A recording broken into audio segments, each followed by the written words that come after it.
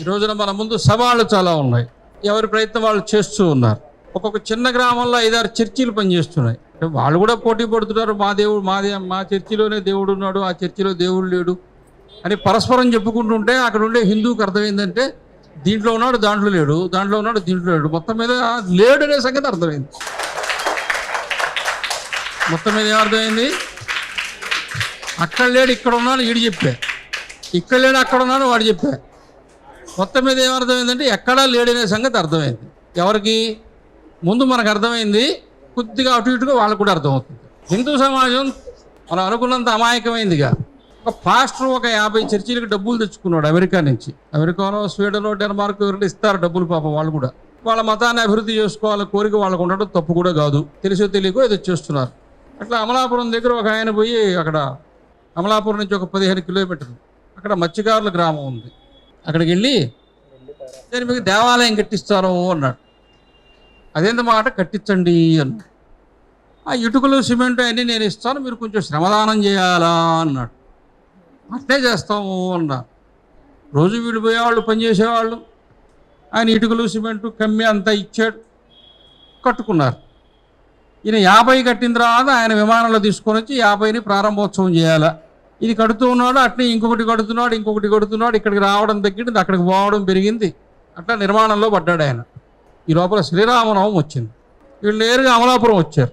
సీతారాముల విగ్రహాలు సిమెంట్ కొన్నారు, ఆటోలు పెట్టి తీసుకుని పోయారు. మామిడి ఆకులు కట్టారు, కొబ్బరి ఆకులు కట్టారు, లోపల రాముల వారిని పెట్టారు, శ్రీరామనవమి చేసేసారు. ఈయన కారు వేసుకొని వచ్చాడు.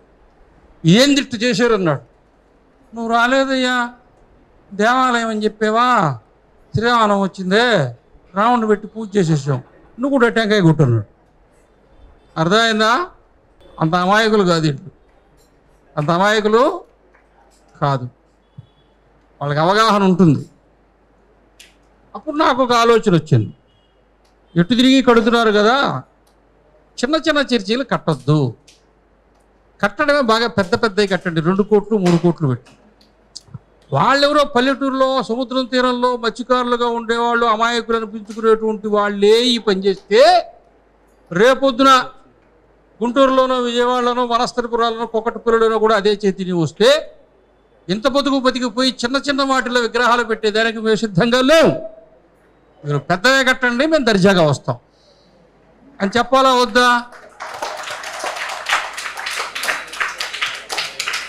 భారతదేశం కోతకు సిద్ధంగా ఉందని వరి కోత కోసినట్టు కోసేది మా పనిని మీరు చెప్తే, మేము పంట నూర్పిడికి సిద్ధంగా ఉందని ఆ ఓదుల్ని బట్టి బండకు ఉతికి బాది దానికి ఉంటే గింజలను రాలగొట్టే పని మాకు కూడా తెలుసు. నీకు కోసే పని తెలిస్తే మాకు నూర్చే పని తెలుసు. నూర్చిన తర్వాత రాసిపోయడం తెలుసు, రాసిపోసిన తర్వాత మేలు రాశికి అద్దడం తెలుసు, శ్రీ రస్తు అని. ఆ తర్వాత మరలా బస్తాల్లో బిగించడం తెలుసు, దాని గోడౌన్లోటి తలుపు తాళం వేయడం కూడా తెలుసు. తెలీదా? తెలీదా? తెలుసు. అందువల్ల ఇట్లాంటి కార్యక్రమాలు మనం చేస్తున్నారు. అదేవిధంగా ఇంకా చాలా సంస్థలు పనిచేస్తూ ఉన్నాయి. ఎవరి పని వాళ్ళు చేసుకుందాం. అందరం కలిసి ఉండగలిగినప్పుడు కలిసి ఉందాం, విడివిడిగా చేసుకునేటప్పుడు విడివిడిగా చేసుకుందాం. హిందూ సమాజానికి 2 అవసరం. సమాజాన్ని ముందు ఉండి సమాజాన్ని నడిపించుకు తీసుకుపోయేటువంటి ధార్మిక హిందూ నాయకత్వం అవసరం, నాయకులు అవసరం. నాయకులు తయారు కావాలా? మానవ సమాజంలో అందరూ ఒకే గొడుగు కిందకి మాత్రం రారు. అది దేశమైనా మతమైనా ఏదైనా సరే బృందాలుగా వస్తారు తప్ప అందరూ ఒక దగ్గరికి రారు. ఇది మనకు తెలుసు. అందువల్ల ఏంటంటే శివశక్తిలోకి వచ్చేటువంటి వాళ్ళు శివశక్తిలోకి వస్తారు, ఇంకొక సంస్థలోకి పోయేవాళ్ళు ఇంకొక సంస్థలోకి పోతారు. ఎన్ని సంస్థలు పెట్టినా చేరడానికి అంత జనాభా మన దేశంలో ఉంది. కాబట్టి ఎవరి పని వాళ్ళని చేద్దాం. పత్తి పండించేవాళ్ళు పత్తి పండించండి, నాకు అవసరం. బియ్యం పండించేవాళ్ళు, వరి పండించేవాళ్ళు పండించండి, పసుపు వేయండి. జీలకర్ర అవసరమే, వాము అవసరమే, మిరియాలు అవసరమే, ధనియాలు అవసరమే. అన్నీ కలిపితేనే వంట అవుతుంది, భోజనం అవుతుంది, కడుపు నిండుతుంది, ఆకలి తీరుతుంది. అవునా? కాబట్టి అందరం కలిసి పనిచేసినా విడిపోయి పనిచేసినా సమాజాన్ని కమ్ముకోవాలా అనేటువంటి అవగాహన ఉండాలి. శివశక్తి ఒక్కటే పనిచేస్తుందే కాదు, శివశక్తి ఒక్కటే పనిచేయదు. ఆర్ఎస్ఎస్ ఒక్కటే పనిచేస్తుందా? చేయదు. వాళ్ళ మాట చెప్పట్లే. మేమేమి హిందూ సమాజానికి టేకేదారులం కాదని ఆర్ఎస్ఎస్ వాళ్ళు చెప్తూనే ఉంటారు. ఆర్ఎస్ఎస్ ఒక్కటే పనిచేయదు, మళ్ళీ విహెచ్పి పనిచేస్తుంది. విహెచ్పి ఒక్కటే పనిచేయదు, బజరంగదళ పనిచేస్తుంది. బజరంగదళ ఒక్కటే పనిచేయదు, హిందూ వాహిని పనిచేస్తుంది. హిందూ వాహిని ఒక్కటే పనిచేయదు, మళ్ళా హిందూ చేతన ఏదో ఇంకొకటి ఉంది, అది పనిచేస్తుంది. ఎందుకని? దేనివల్ల ప్రభావితం నలుగురు దేనికి ఆకర్షించబడతారో దాని ద్వారా 10 మందిని పట్టుకొచ్చుకునే ప్రయత్నం మాత్రమే. అట్లనే శివశక్తి పనిచేస్తుంది. శివశక్తి ముందుకు పోతున్నది, నేను ఏడవక్కర్లే. అర్థమైందా? ఇప్పుడు నన్ను తీసుకొచ్చి కూర్చోబెట్టాను, నా పరిచయం చేశారా? నేను ఎవరో తెలుసా? ఈ రాష్ట్రంలో 11,000 కిలోమీటర్లు పాదయాత్ర చేశా. ఈ రాష్ట్రంలో నేను ఒక్కనే 8,000 గ్రామాలకి లిటరల్లీ నేను పోయినా. ఎన్ని గ్రామాలకి? 8,000 గ్రామాలకు పోయినా. మీకు తెలుసా? చెప్పరు. ఇప్పుడు స్వామీజీ మీరు మాట్లాడతారు. ఈ స్వామీజీ ఎవరు? ఇది ఏం చేశాడు? ఆయన సావర్కర్ బెళ్ళేసుకోండి, 2 జీవిత ఖైదీలు అట్టే. నేను పాదయాత్ర చేసా, గ్రామాలు తిరిగి నేను కూడా ఒక బెళ్ళేసుకొని తిరగాలి. కానీ ఆ పాదయాత్ర చేసినప్పుడు గ్రామాలకు పోయినప్పుడు కూడా నాకేం బ్యానర్ లేదు. హిందుత్వమే నా బ్యానరు. ఒక గ్రామంలో శివాలయానికి పోతే శివాలయమే నా ఉనికి. అదే గ్రామంలో రామాలయానికి పోతే రామాలయానికి నేను ప్రతినిధిని. ఒక గ్రామానికి పోతే ఆ గ్రామానికి ప్రతినిధిని. హిందుత్వమే నా ఎజెండా. నాకు వేరే ఉనికి లేదు, వేరే పరిచయం లేదు. ఎవరి తత్వం ప్రకారము, ఎవరి విధానం ప్రకారం వాళ్ళు పనిచేయాలి. కాబట్టి ఒకళ్ళని గురించి ఒకళ్ళు పోటీ పడ్డమో మాట్లాడుకోవడం ఇటువంటి వాతావరణం అక్కర్లేదు. కాబట్టి హైదరాబాద్లో పెద్ద ఆఫీసు పెట్టుకున్నారు వీళ్ళు. మనం పిలిచారు హైదరాబాద్కి రమ్మని, నేను రానుపోమన్నా. ఎందుకని? మా ఆంధ్రప్రదేశ్ మా రాజధానిలో మా ఇంటర్వ్యూ పెట్టుకోవాలి. మీ దగ్గరికి ఎందుకు వస్తాం? ఇప్పుడు ఇడిపోయి 8 ఏళ్ళు అయింది, ఇప్పటికే అతిగతి లేదు. అర్థమైందా? ఒక సమాజం నిర్మాణం కావద్దా? సమాజం అంటే రాజకీయాలు కాదు, సమాజం అంటే ప్రభుత్వాలు కాదు. సమాజం అంటే సంస్కృతి, సమాజం అంటే వ్యక్తులు, సమాజం అంటే వ్యక్తిత్వాలు, సమాజం అంటే మేధస్సు, సమాజం అంటే కళలు, సమాజం అంటే కవులు, సమాజం అంటే జానపదులు, సమాజం అంటే వృత్తులు, సమాజం అంటే కళలు. ఎన్ని చెప్పాలి? వీటన్నింటినీ వదిలిపెట్టేసి ఆంధ్రప్రదేశ్ ఉంటుందా? ఎప్పుడు ఆలోచిద్దాం, ఎప్పుడు కూర్చుందాం? నన్ను కూర్చున్నారా? రాష్ట్రం విడిపోయిన తర్వాత విజయవాడలో కూర్చున్నారా? గుంటూరులో కూర్చున్నారా? దీన్ని మరలా ఒక రాష్ట్రం అనే భావన ఎప్పుడు వస్తుంది? ప్రతి దానికి హైదరాబాద్కు పరిగెత్తడం. అనేది వడ్డించిన విస్తరి. వాళ్ళు బాగానే ఉంటారు, చెన్నై బాగానే ఉంటుంది. మీ సంగతి ఏంటి? కవులతో ఒక సమ్మేళనం పెట్టగలమా? రచయితలతో ఒక సమ్మేళనం పెట్టగలమా? వివిధ రంగాలకు చెందిన మేధావులతో ఒక సమ్మేళనం పెట్టగలమా? నా ఫేస్బుక్ అకౌంట్ తీస్తే 80% తెలంగాణ వాళ్ళు ఉంటారు. కారణం ఏంటి? ఈ ఆంధ్రప్రదేశ్లో ఉండేటువంటి సమాజం ఈ రోజున అన్ని రంగాల్లో వెనకబడింది. చెప్పాలి 2 మాటలు. ఇప్పుడు హైదరాబాద్ నుంచి కారులో బయలుదేరండి, బస్సులో బయలుదేరండి, కోదాడ దాకా ఏం ఉండదు, మామూలుగా ప్రయాణం చేస్తారు.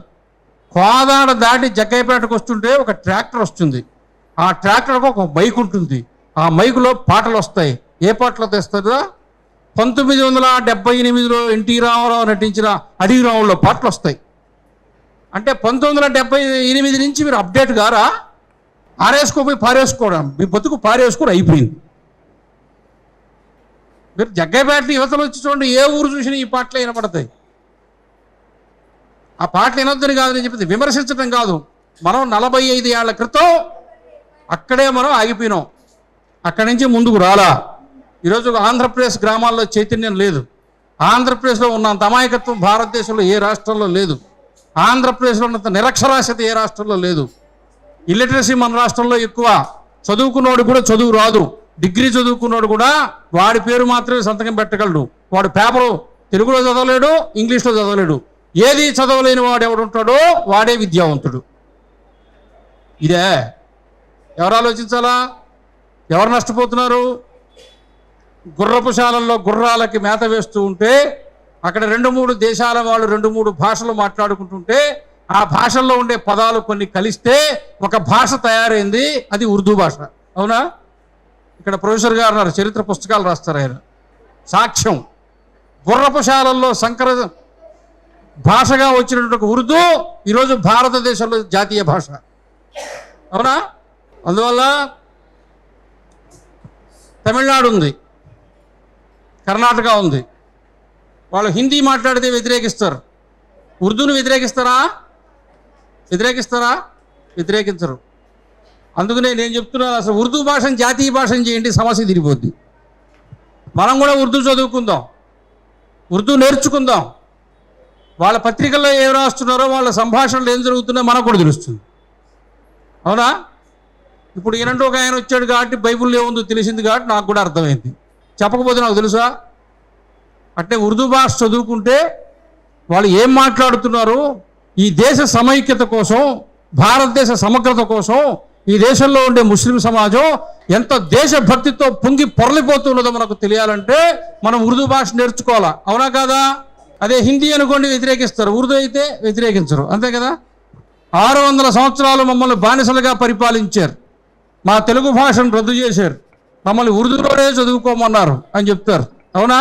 కానీ వాళ్ళ భాషలో నుంచి ఒక్క ఉర్దూ పదాన్ని తొలగించడానికి కూడా వాళ్ళు ఇష్టపడరు. ఎందుకని? ఇది మా సంస్కృతిలో భాగమైంది పొమ్మన్నాడు. విజయవాడ వాడు మాట్లాడే యాసను నేను అంగీకరించను, 600 సంవత్సరాలు మమ్మల్ని బానిసలుగా చేసిన వాడి భాషని నేను అంగీకరిస్తానని చెబితే వాడి భూమి మీద హిందువే అయి ఉంటాడు. మన భాషల్ని మనమే ప్రాంతాల పేరుతో విడిపోతున్నది ఎవరు ఈ రోజున? హిందువు. భాష యాస పేరుతో విడిపోతున్నది ఎవరు? హిందువు. ఉర్దూ ఉత్తరప్రదేశ్ ఉర్దూ వేరు, పాత బస్తీ హైదరాబాద్ ఉర్దూ వేరు, రాయలసీమ ఉర్దూ వేరు, కేరళ ఉర్దూ వేరు. కానీ వాళ్ళ భాష పేరుతో కలుస్తున్నారు. మనం అదే భాషలో ఉండే యాస పేరుతో విడిపోతున్నాం. హిందువులు ఏమన్నా గుణపాఠం నేర్చుకున్నారా చరిత్ర నుంచి? బుద్ధి లేదు కాబట్టి బానిసత్వం వచ్చింది, బానిసత్వం అనుభవించాం, తర్వాత బుద్ధి రాలే, అప్పుడు లేదు ఇప్పుడు రాదు, వాడే హిందువు. ఏం నేర్చుకున్నాం మనం? ఏం నేర్చుకున్నాం? కాబట్టి ఒకటి కాదు, శతకోటి దరిద్రాలకి అనంతకోటి ఉపాయాలని సామెత. అవునా? హిందువుల విషయం అట్ట కాదు, శతకోటి ఉపాయాలకి అనంతకోటి దరిద్రాలు. మనకి అన్నిటికీ ప్రతి పరిష్కారానికి సమస్యలు సృష్టించడమే మన విధానమా? కాబట్టి హిందూ సమాజం అనేక విధాలుగా దారి తప్పించబడుతూ ఉన్నది. ఏదో ఒక పేరుతో సమాజాన్ని రెచ్చగొట్టి ఆ పద్ధతిలో అసలు హిందుత్వ వాతావరణానికి విఘాతం కలిగించేటువంటి ప్రయత్నాలు దేశంలో జరుగుతూ ఉన్నాయి. వీటి పట్ల కూడా మనము జాగరూకులమై ఉండాలని చెబుతూ, చాలు, హిందూ ధర్మం సిలబస్ ఎక్కువ, టైం తక్కువ, మిగతా సంగతి ఆయన చూసుకుంటాడు.